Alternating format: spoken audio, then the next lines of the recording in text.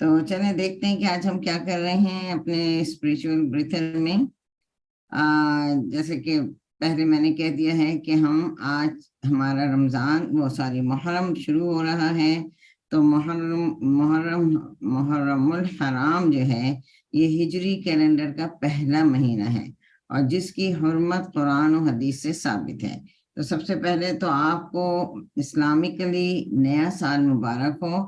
اور ہم جیسے بہت ساری چیزیں کرتے ہیں جب نیا سال ہمارا وہ شروع ہو جاتا ہے کہ نیو ایئر ریزولوشن، کہ نیا سال میں کرنے کے ہمیں کیا کام ہے۔ کچھ لوگ کرتے ہیں کہ مجھے اپنا ویٹ کم کرنا ہے، کچھ بہرحال بہت سارے لوگوں کے ہوتے ہیں پلانس۔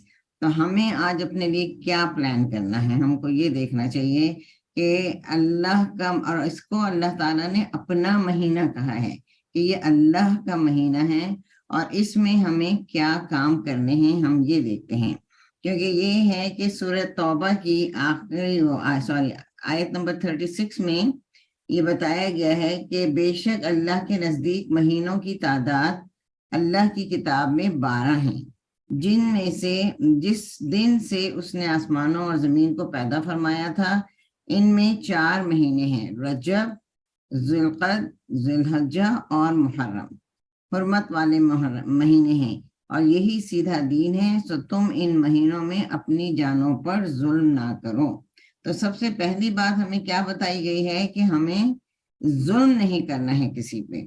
اور اس سے پہلے ہم تھوڑا سا یہ دیکھ لیں کہ وہی والی بات کہ سال کا آخری مہینہ جو تھا ذی الحج، وہ بھی حرمت والا مہینہ تھا اور اب سال کا پہلا مہینہ بھی حرمت والا مہینہ ہے، اور 3 مہینے لگاتار حرمت والے ہیں، ذی القعدہ، ذی الحج اور محرم، اور جبکہ رجب ان کے بیچ میں آ جاتا ہے۔ تو اب ہم کو کیا کرنا ہے کہ ہمیں یہ دیکھنا ہے کہ اللہ تعالیٰ نے اس میں کیا فرمایا ہے۔ محرم کے معنی ہیں ممنوع، مقدس، حرام کیا گیا، عظمت والا، لائق احترام۔ اگر یہ مہینہ حرمت والا ہے تو ہمیں اس میں کیا کرنا ہے؟ سب سے پہلے انسانیت کی قدر کرنا ہے۔ اب اس میں یہ ہے کہ یہ روزے کا تو خیر بعد میں آئے گا، ابھی محرم یہ ہے کہ یہ ہمیں یہ دیکھنا ہے کہ ہمارے تعلقات ہمارے ساتھ رہنے والوں کے ساتھ کیسے ہیں۔ کیا بحیثیت مسلمان ہم دوسرے مسلمانوں کا احترام کرتے ہیں؟ کیا ہم اپنے گھر والوں کا، اپنے خاندان کا، اپنے رشتہ داروں کا، اپنے دوستوں کا، اپنے ساتھیوں کا احترام کرتے ہیں؟ کیا ہم کسی پر ظلم تو نہیں کر رہے؟ ہم کو اپنے آپ سے یہ دیکھنا چاہیے۔ کیا کسی انسان کے ساتھ مجھے کوئی معاملہ پیش آتا ہے تو میرا اس کے ساتھ کیا رویہ ہوتا ہے؟ کیا میرے تعلقات اس کے ساتھ احترام پر مبنی ہیں یا بے حرمتی، بد اخلاقی پر؟ تو اب یہ کچھ چیزیں ہیں جو ہمیں دیکھنی ہیں۔ اب ہمیں یہ دیکھنا ہے کہ اللہ تعالیٰ فرما رہے ہیں کہ یہ ایسا مہینہ ہے کہ اس کے اندر ہم کو جو ہے کیا کہتے ہیں ایک دوسرے پر ظلم نہیں کرنا ہے۔ اب ظلم کیا ہے؟ ظلم یہ ہے کہ آپ کسی سے کام کروا لیں اور اس کی مزدوری پوری نہ دیں۔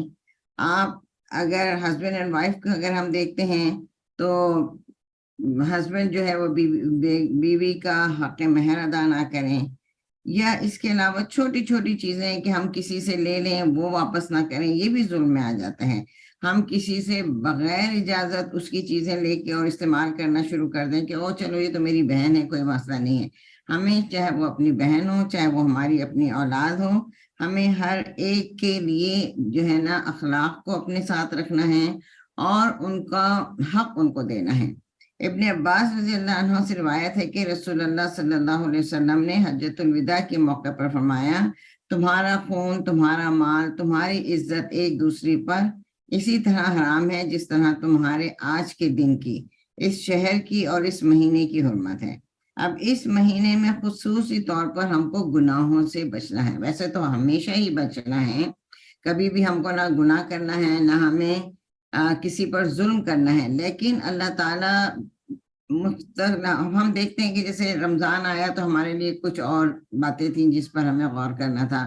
اب اس کے بعد اب یہ والا مہینہ آیا ہے تو اللہ تعالیٰ وقتاً فوقتاً، وقفے سے ہمیں تعلیم دیتے ہیں کہ ہم سیدھے ہو جائیں اور ہم اپنا جو ہم تھوڑا بہت اس کے اندر صحیح رہتے ہیں پھر اس کے بعد ایک آدھ مہینہ صحیح رہتے ہیں، پھر ہم پرانی روٹین پہ آتے ہیں، تو اللہ تعالیٰ ہمارے لیے یاد دہانی کراتے ہیں، اور اللہ تعالیٰ یاد دہانی کراتے ہیں۔ رسول اللہ صلی اللہ علیہ وسلم نے اپنے رب عز و جل سے نقل کیا کہ میں نے اپنے نفس پر ظلم، اللہ تعالیٰ فرما رہے ہیں کہ میں نے اپنے نفس پر ظلم کو حرام کیا ہے، اور اپنے بندوں پر بھی تم ایک دوسرے پر ظلم نہ کرو۔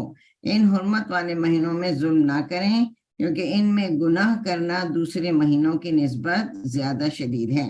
جیسے ہم رمضان میں بھی دیکھتے ہیں کہ اگر ایک نیکی کا ہمیں 10 گنا ثواب ملتا ہے، تو ظاہر ہے کہ اگر ہم برائی کریں گے تو اس کا 10 گنا عذاب بھی ملے گا۔ اسی طرح رمضان کا بھی ہے کہ اس لیے ہمیں اس کا احترام کرنا چاہیے، دوسروں کی عزت کی حفاظت کرنا چاہیے، کیونکہ مال جان کے ساتھ ساتھ عزت کی بھی حرمت ہے۔ اس لیے دوسروں کا احترام کرنا، طنزیہ باتیں کرنا سے پرہیز کرنا، غیبت، چغلی، بدگمانی سے بچنا، اس میں یہ ساری چیزیں آ جاتی ہیں۔ دوسروں کی عزت سے کھیلنے والے کا انجام بھی برا ہے اور آخرت بھی بری ہے، یعنی وہ دنیا میں بھی بے عزت ہوتا ہے، اور آخرت تو اس کے لیے ظاہر عذاب ہے ہی۔ حضرت ابو ہریرہ رضی اللہ عنہ سے روایت ہے کہ رسول اللہ صلی اللہ علیہ وسلم نے فرمایا، مسلمان وہ ہوتا ہے جس کی زبان اور ہاتھ سے دوسرا مسلمان محفوظ رہے۔ مومن وہ ہوتا ہے جس کی طرف سے دوسروں کو اپنی جان اور مال کا امن ہو۔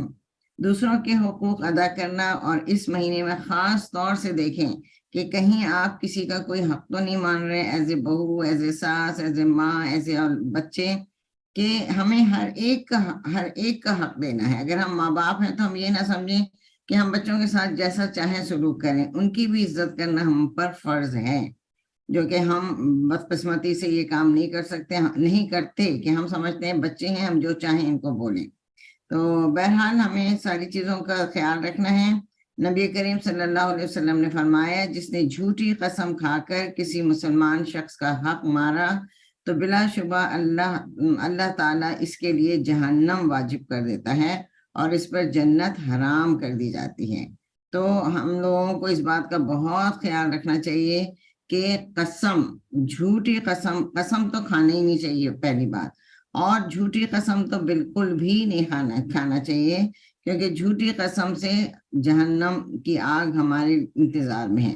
اللہ تعالیٰ کے بہترین بندے وہ ہوتے ہیں جنہیں دیکھ کر اللہ یاد آئے، اور بدترین بندے وہ ہوتے ہیں جو غصہ کرنے والے، چغل خوری کرنے والے ہوں، اور دوسروں کے درمیان جدائی ڈالنے والے ہیں۔ اور اس ماہ میں زیادہ سے زیادہ صلہ رحمی کی طرف توجہ دینی چاہیے، اور رشتہ داروں کو بھی جوڑنا چاہیے۔ اگر کسی رشتہ دار سے آپ کی نہیں بنتی ہے کسی وجہ سے، تو پلیز ایک فون اٹھائیں اور سلام دعا کر لیں۔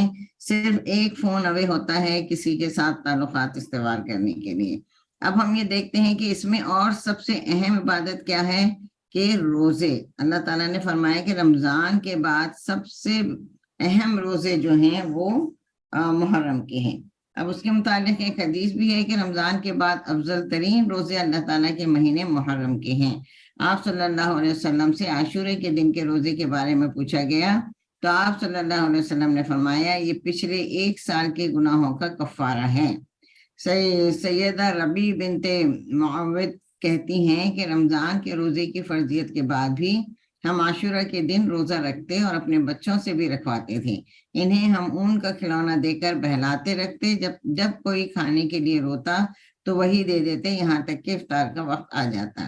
رسول اللہ صلی اللہ علیہ وسلم جب مدینہ تشریف لائے تو یہود کو یوم عاشورہ کا روزہ رکھتے دیکھا، تو پوچھا، تم اس دن روزہ کیوں رکھتے ہو؟ انہوں نے کہا، یہ عظمت والا دن ہے، اس دن اللہ تعالیٰ نے حضرت موسیٰ علیہ السلام اور ان کی قوم کو نجات دی، اور فرعون اور اس کی قوم کو غرق کر دیا۔ تو حضرت موسیٰ نے بطور شکر اس دن کا روزہ رکھا، اس لیے ہم بھی یہ روزہ رکھتے ہیں۔ رسول اللہ صلی اللہ علیہ وسلم نے فرمایا، موسیٰ علیہ السلام سے تمہاری نسبت ہم زیادہ قریب ہیں، اس لیے رسول اللہ صلی اللہ علیہ وسلم نے خود بھی روزہ رکھا، اور صحابہ کرام کو بھی اس کا روزہ رکھنے کا حکم دیا۔ اور پھر ایک چیز یہ آتی ہے کہ ایک دن کا روزہ رکھنا، یہ ایسا ہوتا ہے کہ یہود کی مشابہت سے ہمیں بچنے کے لیے کہا گیا ہے۔ تو حضور صلی اللہ علیہ وسلم نے، جب صحابہ کرام نے یہ بات حضور صلی اللہ علیہ وسلم سے کہی کہ وہ بھی رکھتے ہیں، تو پھر کیا ہم ان کی مشابہت نہ کرنے والے ہو جائیں گے؟ تو آپ نے فرمایا، اگر میں اگلے سال زندہ رہا تو میں 9 تاریخ کا بھی روزہ رکھوں گا۔ لیکن حضور صلی اللہ علیہ وسلم کو مطلب اگلا سال نصیب نہ ہوا تو آپ نے تو صرف 10 کا ہی رکھا تھا، لیکن ہم لوگوں کے لیے اب یہ ہے کہ ہمیں 9 اور 10 کا روزہ رکھنا چاہیے، اور 9 اور 10 کا روزہ رکھ کر نہ صرف خود رکھیں بلکہ اپنے بچوں سے بھی رکھوائیں، اپنے گھر والوں سے بھی رکھوائیں، اپنے دوست احباب کو بھی ریمائنڈرز بھیجیں کہ ہمیں یہ روزہ انشاءاللہ تعالی رکھنا ہے، اور ابھی سے نیت کرنی۔ اور دوسری بات یہ بھی ہے کہ اس مہینے میں کثرت سے نفلی روزے بھی رکھے جا سکتے ہیں، لیکن حضور صلی اللہ علیہ وسلم نے زیادہ تر روزے شعبان کے مہینے میں رکھے تھے، تو بعض لوگوں کا یہ خیال ہے کہ آپ نے اس میں کیوں نہیں زیادہ روزے رکھے، تو بعض لوگوں کا خیال ہے کہ آپ تک شاید یہ بات پہنچی نہیں تھی اس وقت تک، اینی وے لیکن یہ ہے کہ پورے مہینے کے روزے آپ نے سوائے رمضان کے کبھی بھی نہیں رکھے، تو ہاں کوشش کرنا چاہیے کہ 9 10 11 بھی اگر رکھ لیں، کبھی شبہ ہو کہ بھی چاند ہوا تھا یا نہ ہوا تھا، تو اس سلسلے میں 9 10 اور 11 ہم رکھ سکتے ہیں، اور اگر نہیں بھی تو کم از کم 9 اور 10 کا روزہ رکھنا چاہیے، اس سے پچھلے سارے گناہ معاف ہو جاتے ہیں۔ تو اس کا مطلب ہے کہ صغیرہ گناہ معاف ہوتے ہیں، کبیرہ گناہ معاف نہیں ہوتے، لیکن اگر انسان صرف دل سے رکھے اور اپنے کبیرہ گناہوں کی بھی معافی مانگتے رہے تو کبیرہ گناہوں کی تخفیف ہو جاتی ہے، یعنی اس کے عذاب میں کمی ہو سکتی ہے، لیکن گناہ معاف نہیں ہوتے۔ اور اگر کوئی ایسا خوش قسمت ہے کہ جس کے صغیرہ گناہ بھی نہیں ہیں تو اللہ تعالیٰ اس کی نیکیوں میں اضافہ کرتے ہیں، اس کے درجات کو بلند کرتے ہیں۔ تو ہمیں اول تو ہر وقت ہی گناہوں سے بچنا چاہیے، ہر وقت ہی ہمیں اچھے عمل کرنے چاہیے، اپنے درجات کو بلند کرنے کی کوشش کرتے رہنا چاہیے، لیکن اب خاص طور سے جب اللہ تعالیٰ ہمیں ایسے دن، ایسے مواقع، ایسے مہینے نصیب کرتا ہے تو ہم کو ابھی سے اس کی لیے تیاری بھی کرنا ہے، اور الحمدللہ بہت بر وقت ہمارا آج کا دن یہ آ گیا، تو میں نے کہا کہ اس سے بہتر اور کوئی بات نہیں ہو سکتی کہ یہ یاد دہانی پہلے میرے لیے پھر آپ سب بہنوں کے لیے کہ اللہ تعالیٰ ہمیں اس محرم کے مہینے میں زیادہ سے زیادہ نیکیاں کرنے والا بنا، زیادہ سے زیادہ گناہوں سے بچنے والا بنا، ظلم کرنے سے بچ جائیں اور ہم بہترین عمل کریں اس مہینے میں انشاءاللہ تعالی۔ ربنا تقبل منا انك انت السميع العليم وتب علينا انك انت التواب الرحيم، آمين يا رب العالمين۔